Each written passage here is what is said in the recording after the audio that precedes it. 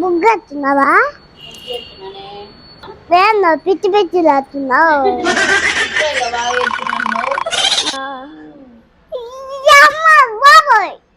Good morning అందరికీ శ్రీరామనవమి శుభాకాంక్షలు.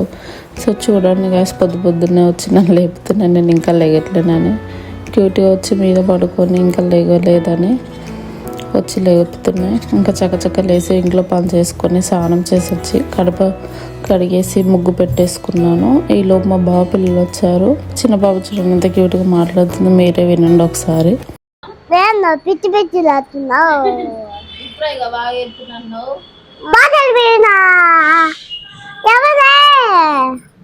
ఎవరు బాబు బాబు ఏబిసిలు చెప్పండి.